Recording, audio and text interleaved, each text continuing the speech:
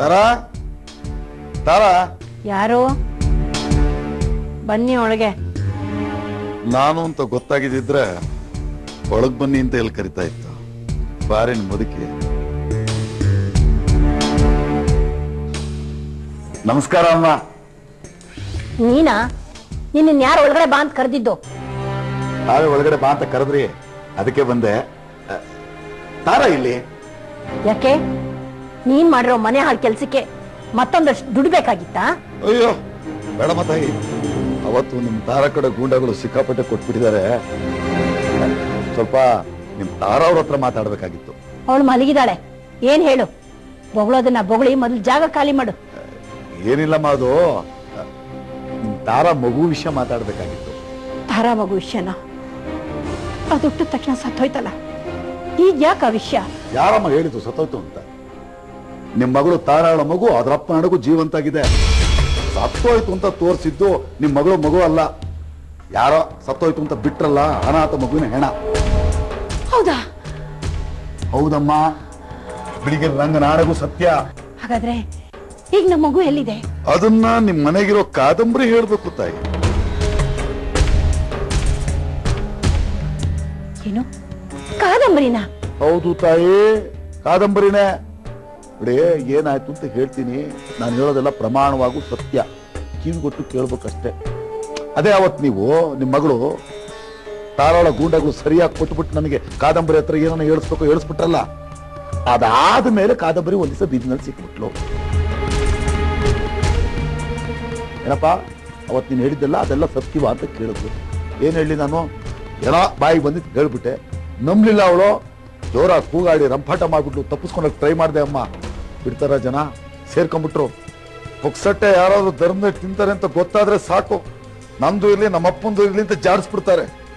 ಸರಿಯಾಗಿ ಹೊಡೆದ್ರು ಕಣಮ್ಮ. ಅದಕ್ಕೆ ಜೀವ ಹೊಡೆದ್ರೆ ಸಾಕು ಅಂತೇಳಿ ಕಾದಂಬರಿಗೆ ಎಲ್ಲ ಸತ್ಯನೂ ಹೇಳ್ಬಿಟ್ಟೆ.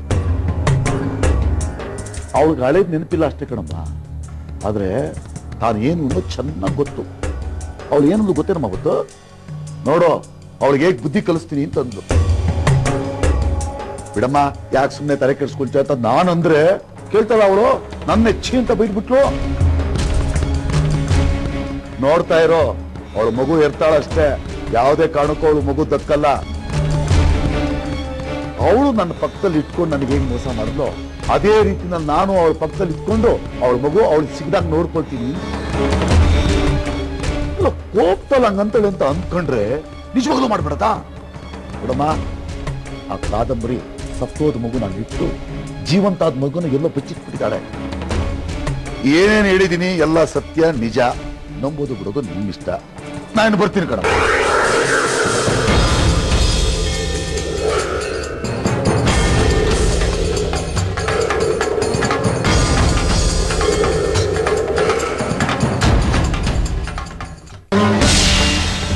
ಏನ ನಂಬೋದಾ? ಬಿಟ್ರೆ ರಂಗನಾಥ್ ಅಂತ ಇಂತ ಹುಳ ಬಿಡೋದಿಲ್ಲ, ಬುಡು ಸಮೇತ ತಿನ್ಬಿಡ್ಬೇಕು ಅಂತ ಗುಂಗಾರಿ ಹುಳ ಬಿಟ್ಬಿಟ್ಟಿದ್ದೀನಿ ನಾನು. ಸದ್ಯ ನಾವು ಹೋದ ಟೈಮಿಗೆ ಕರೆಕ್ಟಾಗಿ ನಿಮ್ಮ ಅಣ್ಣ ಆಚೆ ಹೋದ. ನಿಮ್ಮ ಅತ್ತಿಗೆ ಮನೆ ಹಿತ್ತಲಲ್ಲಿ ಬಟ್ಟೆ ಹೋಗಿತಾ ಇದ್ವಿ. ಅವ್ರು ನಮ್ಮ ಅತ್ತಿಗೆನ ಆಚೆ ಹಾಕೇ ಹಾಕ್ತಾರಲ್ವಾ ಅಂಕಲ್? ಖಂಡಿತವಾಗಿ. ಮಹಾಭಾರತದ ಶಕುನಿ ಈ ರೀತಿಯಲ್ಲಿ ಕತೆ ಕಟ್ಟಿ ಹೇಳಿದನೋ ಇಲ್ಲೋ ಗೊತ್ತಿಲ್ಲ. ನಾನಂತೂ ಅವ್ರು ನಂಬೋ ಹಾಗೆ ಕತೆ ಕಟ್ಟಿ ಹೇಳ್ಬಿಟ್ಟಿದ್ದೆ. ಬೇಕಾದ್ರೆ ನೀನು ಹೋಗಿ ನೋಡು.